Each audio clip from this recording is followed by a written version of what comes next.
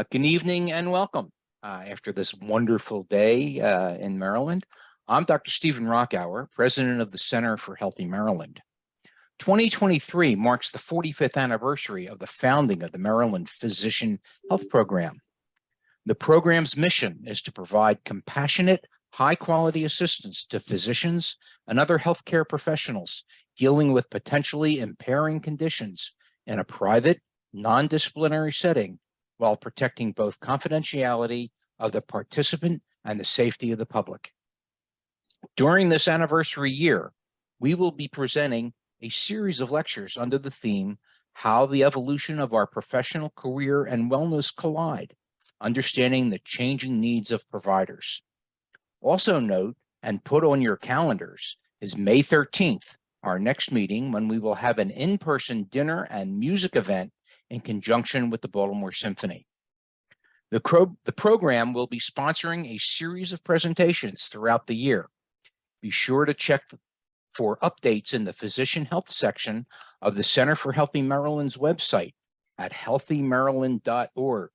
And as long as you're there, hit the donate button to help continue and expand our program's valuable services for the Maryland community of medicine.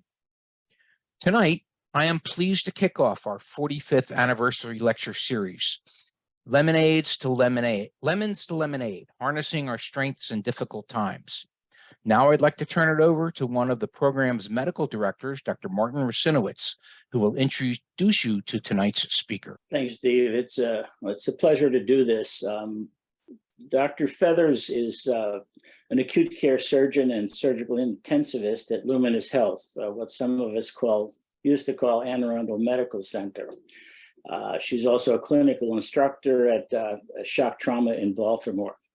She attended medical school at Temple University, completed her residency there as well, and she returned to Maryland to get a master's in health science and clinical investigation at Hopkins Bloomberg School of Public Health, and a surgical care fellowship was completed at Shock Trauma.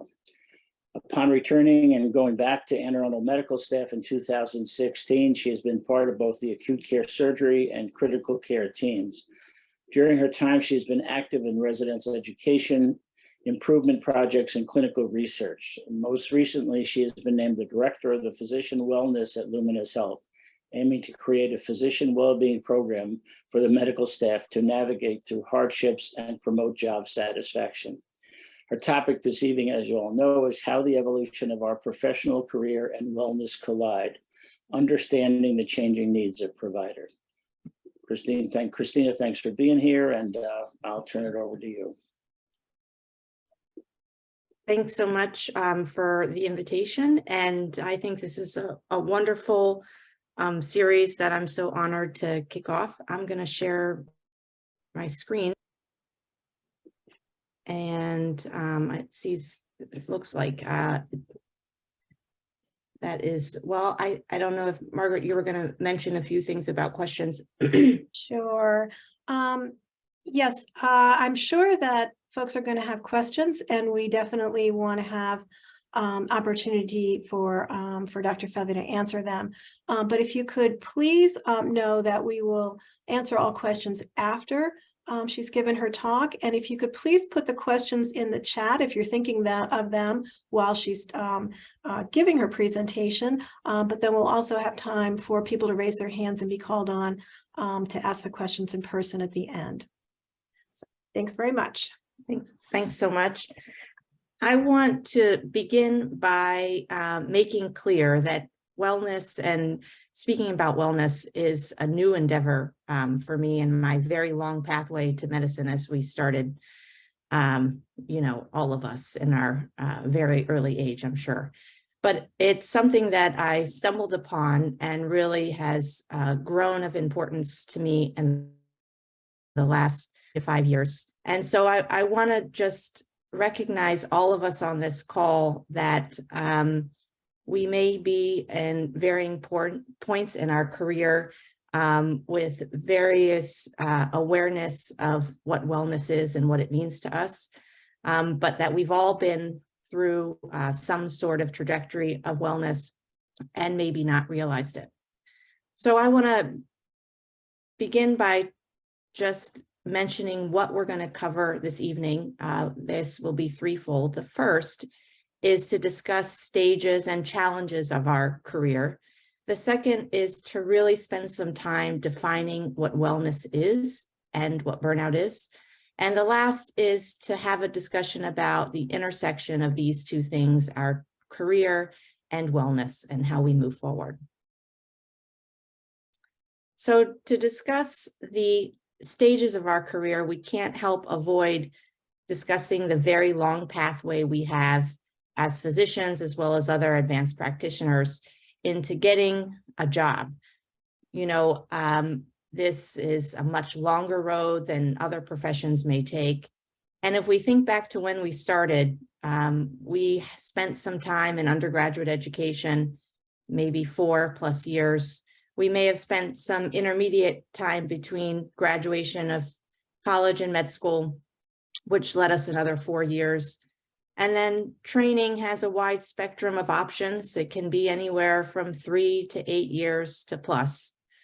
And then finally, somewhere in our 30s to 40s, we finally get a job. Unlike our colleagues back in college who have had a job for 10 years, have been investing in their retirement, have started a family, and we feel like we're finally adults. And within our job, we have stages as well. We have our early career where we're really getting out of training, practicing on our own and facing those challenges that we have.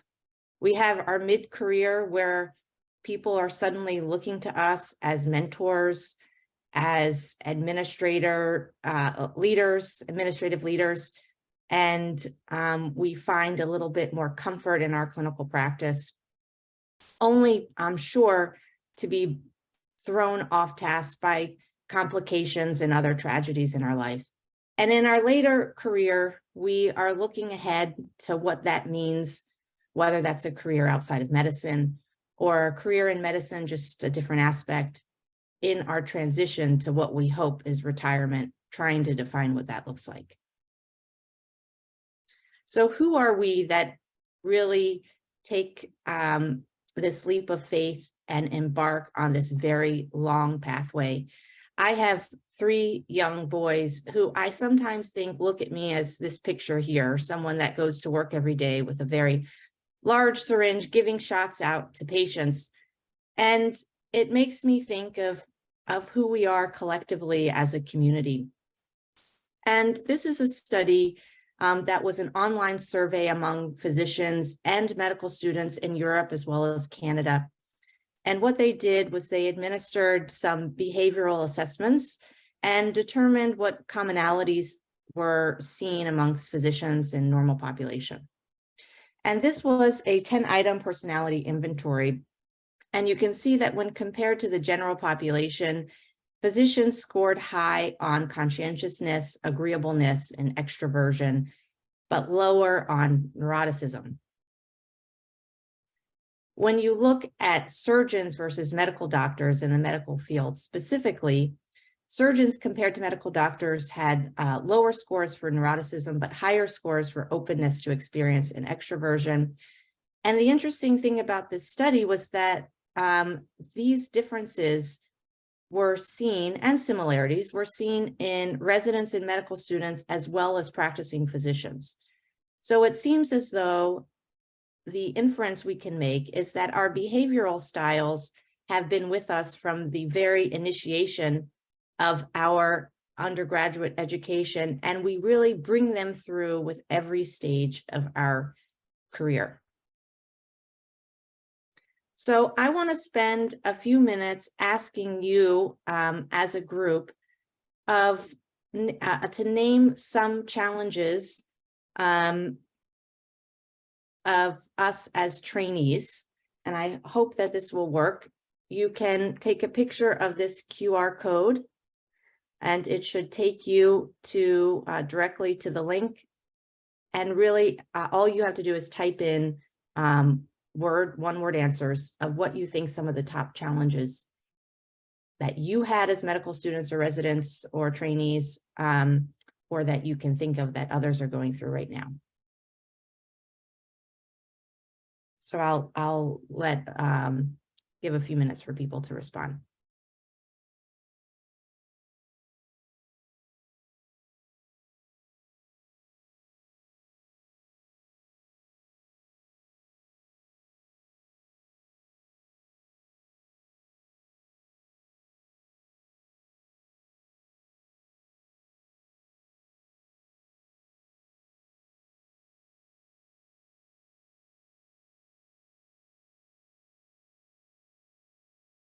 I see some really good answers coming through here. Imposter syndrome, sleep deprivation, sleep again, time, balance, fear.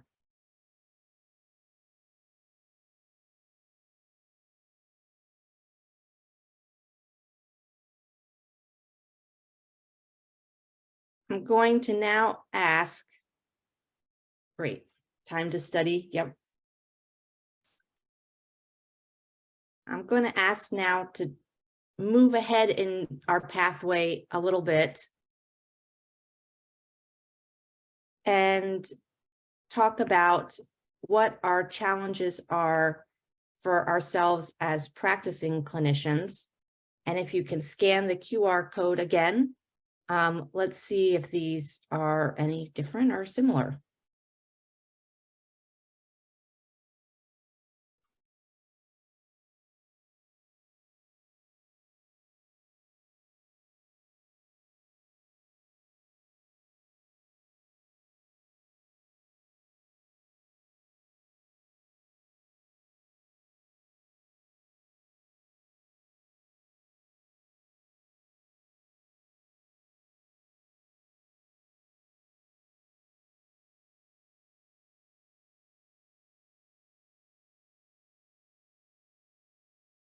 So we have sleep, we have time. That seems to be a very popular thing, but we're getting some more additional things now. Moral injury, fear, family, insurance roadblocks, futility, anger, staffing.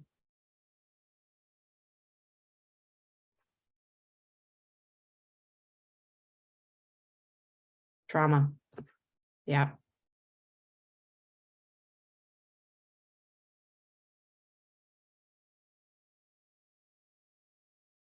So thank you for everyone's feedback on this. I think we can see here that there are definitely some similarities, but as our pathway is additive, so too are our challenges, which is not, I think, surprising to many of us.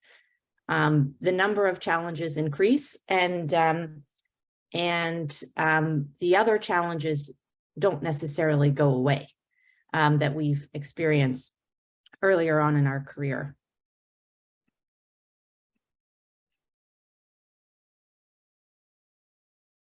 When others have looked at challenges in the literature, there are similar challenges that can be cited and reasons for these challenges. This is a survey that was given to surgeons in 2009. There has since been some follow-up of this survey, but it was a survey of almost 8,000 surgeons. Of this cohort, 40% of these surgeons that responded had signs of burnout, with 30% of these surgeons having signs of clinical depression. And only half of these surgeons stated they would recommend their profession to a family member. So when you look at the odds ratio here, an odds ratio of greater than 1 is an increased risk for burnout, and an odds ratio of less than 1 is a decreased risk for burnout. And if we look at the specific factors that independently were associated with burnout, we can see that there is a higher risk of burnout for those surgeons that were of younger age, had a spouse that was in healthcare but not in the practice of medicine, and those that had a lower risk of burnout had children, but interestingly, those children had to be older children. You had an increased risk of burnout with younger children, which really we can see as correlating with that younger age.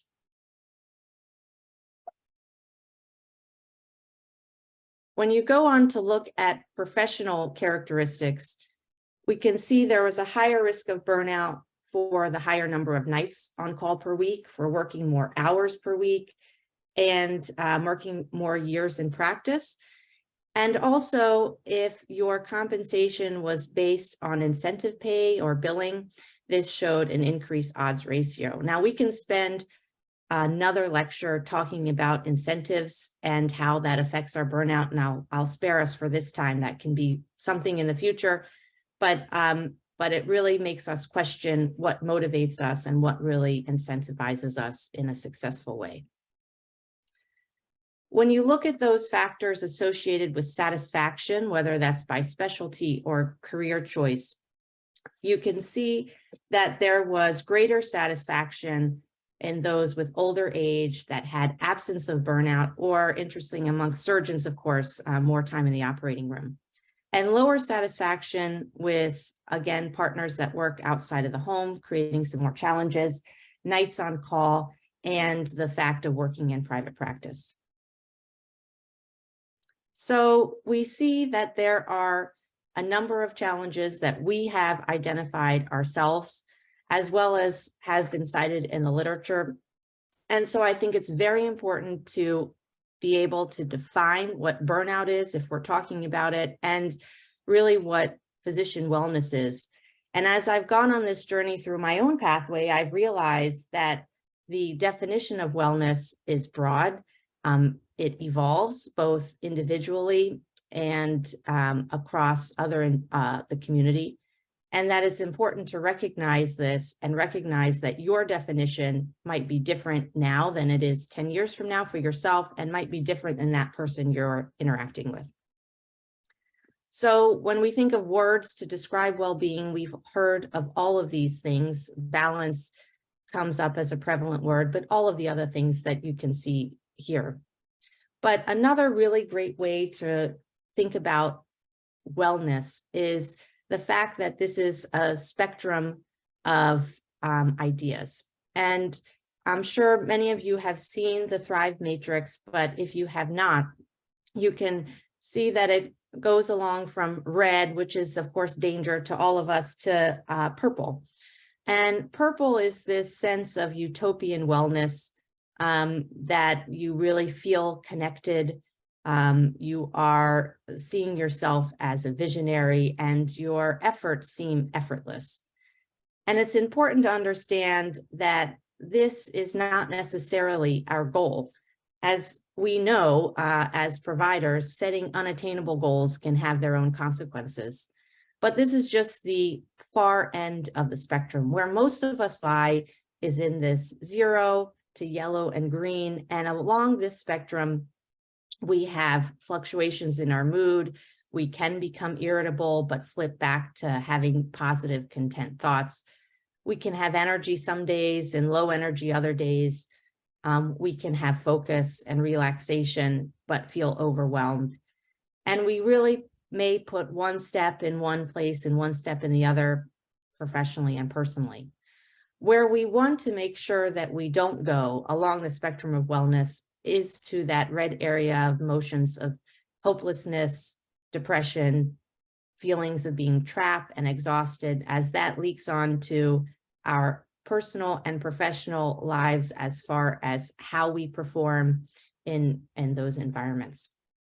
And so to think about wellness across the spectrum makes it less daunting to really create a goal of being perfectly well or terribly unwell, and really gives us some grace into moving across the spectrum. Another great way to really establish how we move across the spectrum is to define what our needs are in order to get there. And as we know, we have a hierarchy of needs. Through our training, we've discussed this. This is a great article that talks about putting this hierarchy of needs on to the aspect of wellness, stating that, we have basic needs as healthcare professionals of being fed, being provided adequate space, being provided adequate sleep, having adequate health care. And then we can move up to feeling safe and secure in our job, safe and secure amongst patients, safe and secure in our life. And then we're looking for respect, respect from our patients, respect from our professional community, respect from our personal community.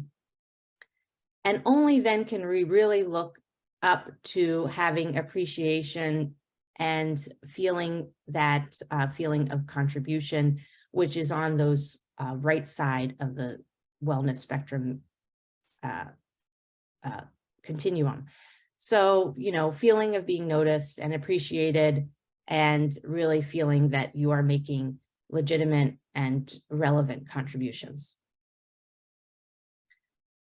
On the opposite end, then, we can really see how burnout is not a light switch that goes off and on, but it is something that really affects us slowly over time. And therefore, the importance of realizing that this can change across our career is vital for us to prevent our absolute downfall.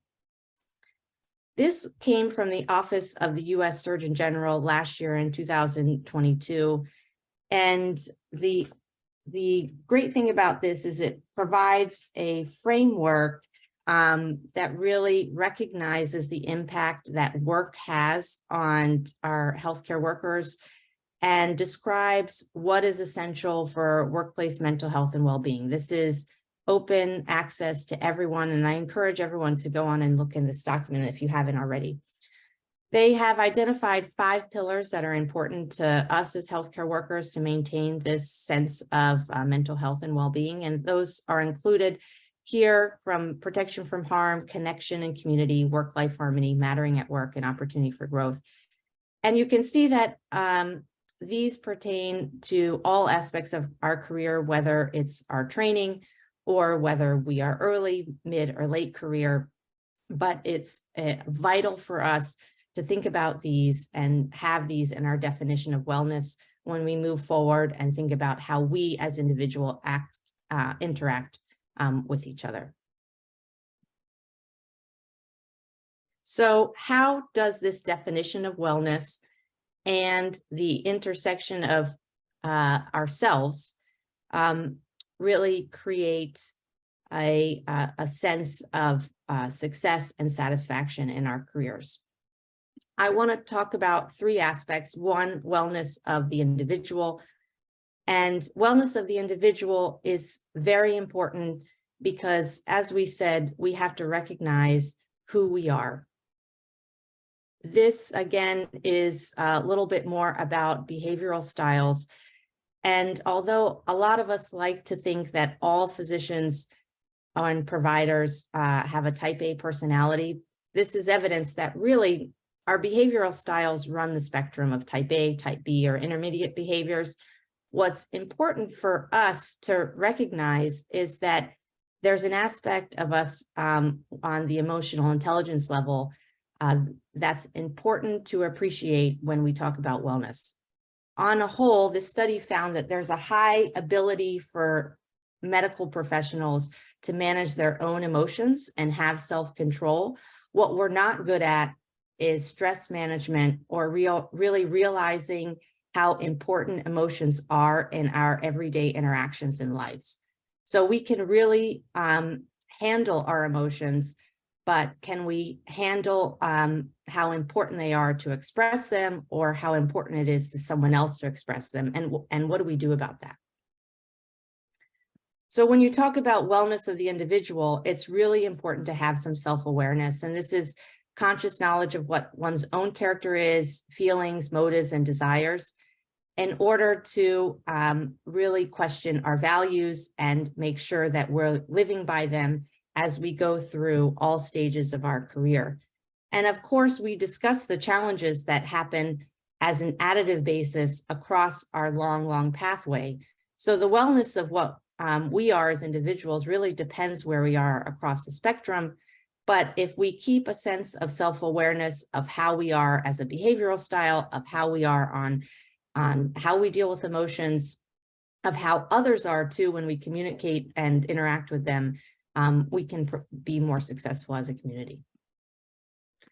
Second, I want to talk about wellness of a system. And I very purposely kept out support resources on wellness of the individual, because I want to make sure that we understand that support resources really should be the responsibility of the system, whether that's the system or institution that you work within, whether that's the system of great programs like this one to provide services to our providers in Maryland, that support resources are important to put the onus on of the system and not the individual. And I'm going to talk a little bit more about support resources later this year, but a quick word about them. The important three things I think support resources need are: one, they need to be widely available. Two, they need to be diverse in their spectrum of offerings. And three, whatever you offer needs to be good, or no one's going to use it. The second responsibility of a system to provide wellness is efficiency of practice. And this would be anything from providing adequate workspace to making sure the EMR is working, to making sure that physicians are having a voice in how organizationally things are happening, but to really support providers in their own efficiency of practice in order for them to really practice at the top of their game. And the final thing is physician engagement. I think sometimes we put the onus on the individual to provide motivation for their own engagement, but that we really have to recognize that the system has to place some effort on their own provider engagement in order to really see the benefits of that. So when you look at the spectrum of systems on their well-being grading scale, you can see that Shanafeld, who's a leader in physician wellness and provider wellness across the country, his colleagues and him have discussed this spectrum of leading to a utopian well-being system. And you can see at the bottom of the step really is just the acknowledgement that there's an issue and a problem, providing opportunities to have a committee, to have focused interventions, and really having some individual interventions. And as you go up, you ask the institution to really add those resources, the support resources, the efficiency of practice initiatives, and the physician engagement pieces, where at the top, all of these are wellness initiatives influence operational decisions. They guide strategic investments, both financially and other ways. And this will lead to a culture of wellness that's important, that's important for both the system and the individuals in that system to uphold. When you see yourself as a system, and we are all part of some system one way or the other, we have to recognize that those that make up our system are along that pathway we talk about in whatever moment in time. And so all of these things that the system provides, the resources, the efficiency of practice, and the engagement must be applicable to anybody within that system along that spectrum. So now moving on to wellness of a community. I'm sure many of you have seen clips of this in one way or the other, but this is a short clip about wellness within a system and how it pertains to us as a community. It's good to see you. It's been a while. Oh, hi. You look a little less disheveled than usual. Oh, yeah. I had time to take a bath this week. Huh. Well, are you taking care of your mental health? I guess. You know, mental health is important during the winter, especially when it gets dark so early. We can't all enjoy it as much as radiology. Yeah, winter's pretty tough. Are you getting any sunlight? That will help. Actually, yeah, the hospital wellness program has mandated that all residents and med students get 10 minutes of sunlight every day. Well, that's wonderful news. I was just about to go get my sunshine break. Do you mind if I join you? Oh, sure. Come with me. Here we are.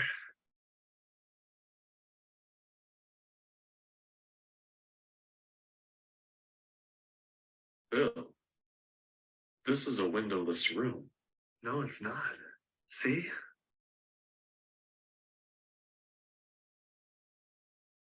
This one's my favorite. Bill, what is this?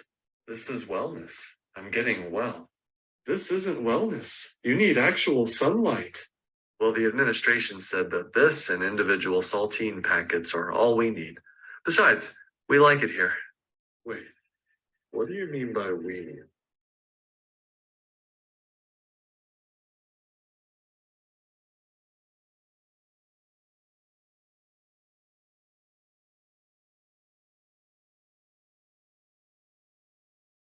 So what do we mean by Oh. we? We have to remember that we are part of a community. You know, when we talk about the institution, sometimes we really talk about the institution in the third person as if we aren't really members of that institution. And, you know, we have to remember that we move in and out of that fluidly when we're discussing multiple things.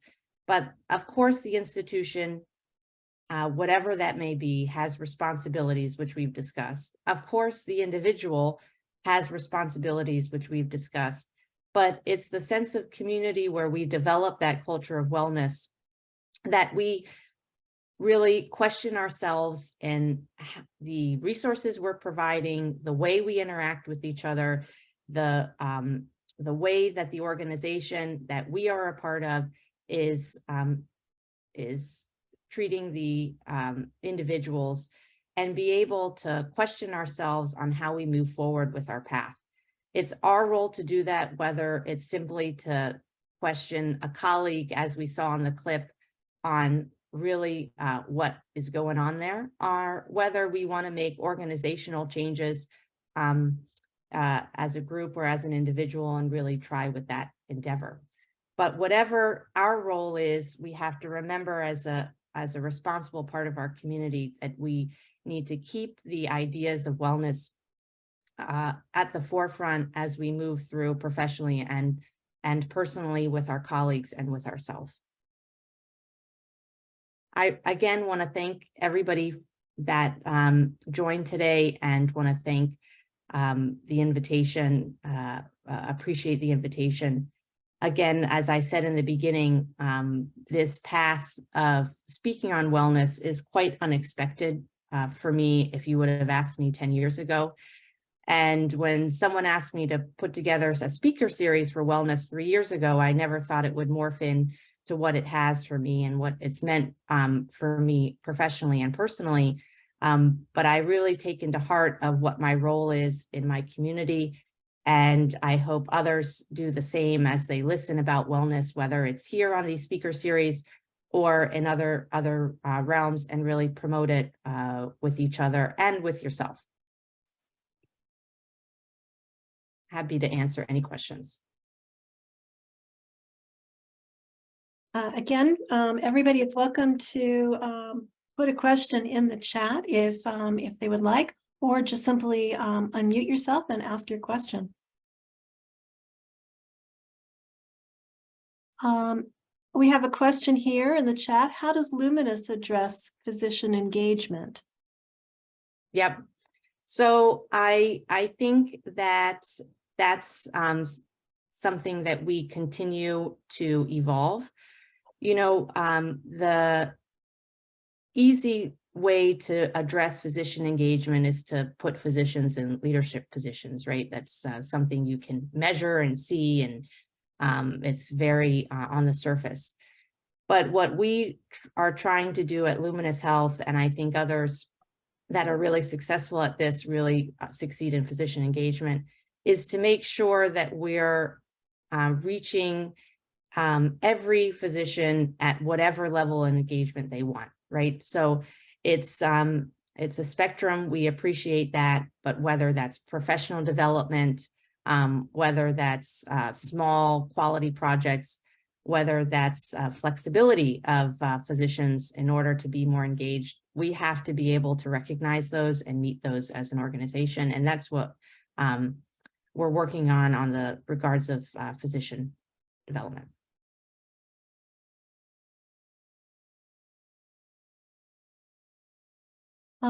And how does Luminous decide that a physician might need MPHP services or can be handled at a hospital level? Yeah.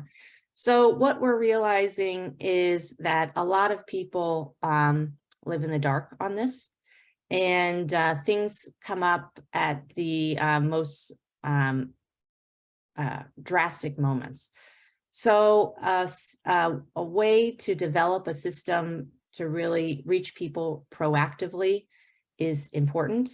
And we've started to develop that with developing a peer support program that can really proactively have touches with people on certain things like triggers of adverse events or other things.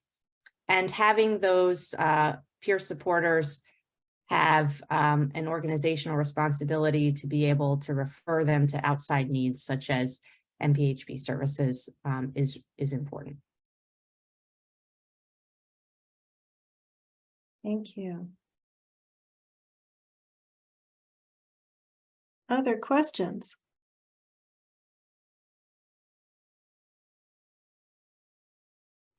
Well, I'm going to go ahead and ask one. I think, I've been reading more and more about the effect of trauma on physician well-being. And I wonder, your thoughts about that, or maybe some resources, some things that you found that might be helpful. Yeah. I think when we talk about trauma, and especially we can lead into the discussion of second victim syndrome, we know that this affects us in our practice and affects others. I think knowing what resources people want to utilize is important as a system in order to provide the things they want, right? So it's been shown across the literature that EAP is poorly utilized across all health systems. So to provide EAP for second victim syndrome is not going to be an all-encompassing resource. We need to, and that's where I said, have a diverse array of options for physicians and other providers. And this includes whether that's peer support or opportunities to go to colleagues, whether that's some health systems have mental health resources within the health system. We do not have that at Luminous, but aim to have that in the future, to really make sure that we're recognizing that trauma, the consequences of trauma are not a single event. They are ongoing and long lasting throughout your career, and that we're making sure we address those as physicians continue to practice even after sustaining traumatic events. Thank you. We do have another question, but before I go to that, I just want to make sure everybody knows that we have posted the link to the evaluation. And if you're looking for CMEs, you will need to do that evaluation. So you may want to look in the chat for that. But our next question, what's the relationship between HR and legal and your shop at your institution? Yeah. So HR at Luminous Health has their own division of well-being, and there's a director or manager of well-being through HR, where the physician wellness piece came out of Luminous Health is that we recognize that physicians in particular are not very willing to go to HR for any of these issues. And so to really recognize that physicians are shy to look for resources, and need some sort of directed pathway in order to get resources and talk about things is important.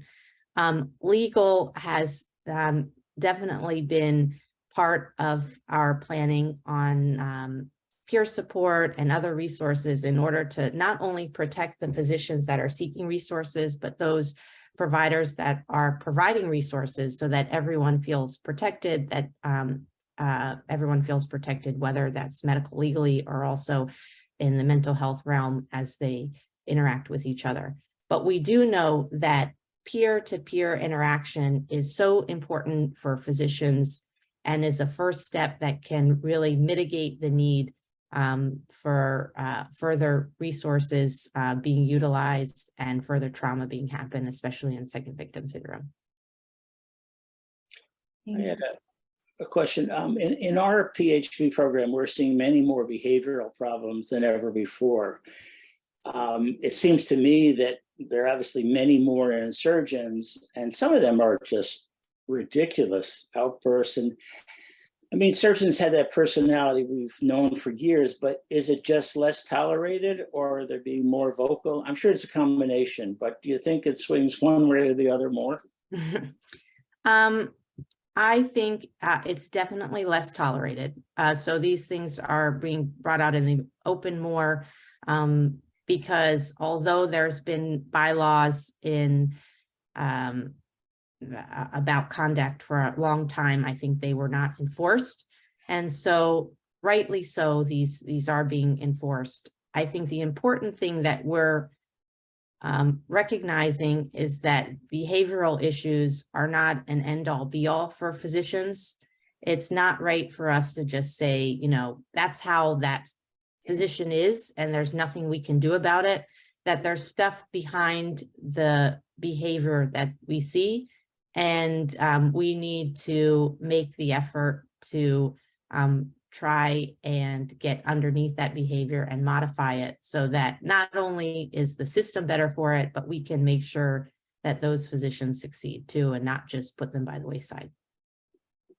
This is not a question, so you don't have to answer it, but in the old days, we would hear that many surgeons, particularly that did smaller procedures, but lots of them that brought a lot of money into the hospital, were less disciplined than they might be.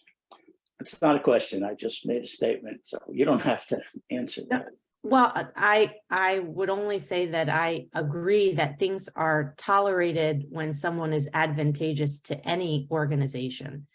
And by really bringing these professional issues out in the open in the workplace, this has really been helpful for physicians and other people that interact with physicians. You know, there was a lot of really bad things happening in training programs too that weren't really brought to the forefront until the recent years. And so it's really important to do this and be able to report, but we can't do it in a punitive way that really ruins people's careers. We have to make sure that we're doing it as a community. Thanks. I have a question. Why do you think the EAP programs as they're existing are not utilized? Yeah. In our institution in particular, the two problems. One is nobody knows what EAP is. I got to be honest with you, 2 years ago, I didn't know what EAP was. I had to ask our HR to tell me the acronym. So I think there's no education in what it is. A lot of times EAP is outsourced in health systems, so it's very impersonal. It's that way at our health system. Bigger health systems have their own in-house EAP, but people feel very intimidated to log into something else, putting their name down and feeling like that's going to be found out. And the other problem is in a mixed model system, organizations have to decide how they offer EAP. So for example, do you offer it only to your employees? Because you're offering EAP to everyone, including nursing staff, other healthcare staff, administrative staff. That's offered to all employees when you're working for a hospital. So what do you do in the non-employed setting? That I think is a really big challenge in mixed model systems that are across the country. So EAP is not a reliable resource. And that's why I say one of the most important things for support resources is that it's available to everyone. And EAP does not fulfill that in a lot of circumstances. Can you clarify what you mean by mixed model system? Yeah. whether you're hospital employed or not employed. So, organization where they have both physicians or medical staff that are employed by the organization, but also medical staff members that have privileges but are in private practice. Oh, okay, thank you. Yep. Okay, we have another question in the chat. There's been a number of articles about physicians not suffering burnout, but are actually suffering moral injury, system inflicted often. How do you see this, burnout versus moral injury? Yeah, I think that's where I go back to really the definition of these things. This can be quite variable across individuals and across environments on how you define wellness itself and burnout. Moral injury, I think the difference between moral injury is burnout and burnout is moral injury is hard to recover from, and burnout has a way back. So I think it's very important to make that distinction, that moral injury can be very long lasting. And so it's concerning, absolutely, that physicians are finding that this is more prevalent than just burnout itself, because that's going to affect us as a healthcare workforce as we move forward.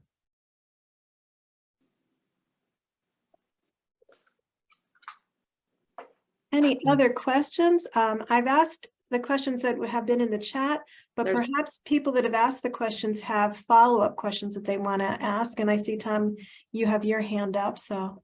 Yeah, I wanted to make a comment, which is that there's been some literature about EAPs in terms of or providing psychiatric services or mental health services within an institution, that becomes something which people who may be in need of that are a little bit reluctant to use because they don't know how confidential that information remains, or whether that information will somehow be used in terms of their own particular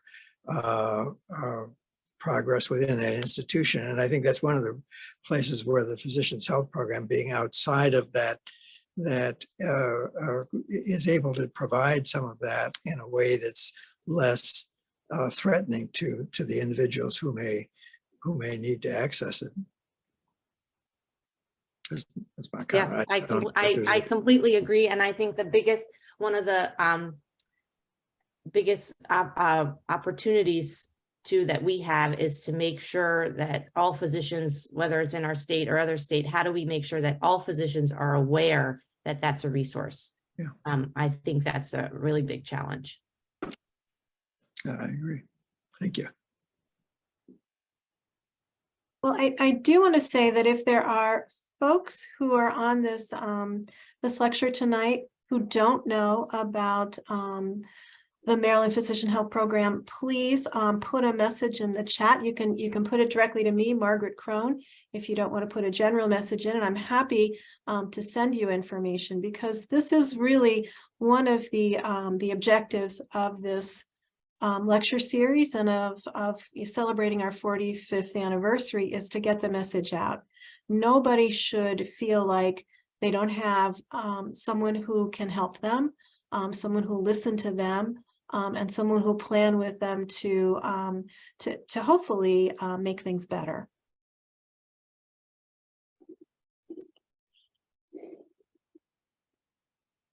Any more questions? Any follow-up questions from those who've already asked questions? I just want to say one quick thing. I've been in leadership at Shady Grove Medical Center in Rockville for a long time, and our institution has had a lot of success with MPHP.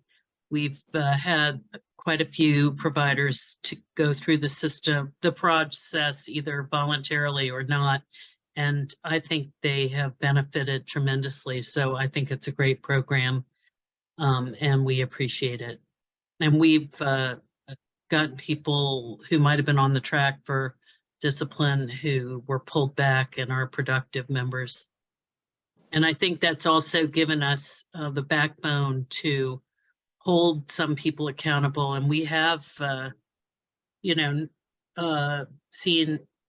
shown the door to people who might have been productive in certain ways, but were not a good fit for the institution. So thank you. Thank you very much. Thank you.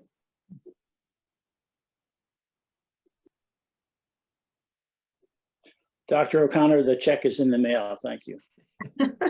No, Dr. Rockhour would like my check to be in the mail to the center. So Yes, this is probably the place where we should put a plug in for membership. Please join MetChi. I think it's well worth it. Any other questions? I just want to say one thing. It is striking to me, having been in this for a while, that there are some hospitals in the state that we've never heard from. You know, it's just and I once worked with an optometrist who he was in the middle of, there was no one to go to, and he said he reported his addiction problem, and they said, we've never seen this problem before. We don't know what to do. And I think that's unfortunately endemic in the healthcare system.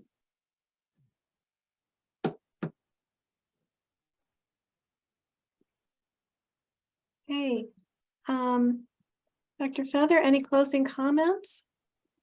No, again, I think getting the word out is so important, and I think all of us are invested in that in this call, and hopefully that can continue. Well, thank you very much. I think this was a very, very interesting presentation. I think a lot of really good points. We did record it, so it will be available. If the people on the call here today have colleagues that they would like to have listened to this, please let us know, and we'll make the recording available. But I want to again remind folks to visit our chat to get that link for the evaluation, so you can get the CMEs. Thank everybody for being here this evening, catch us for our next one.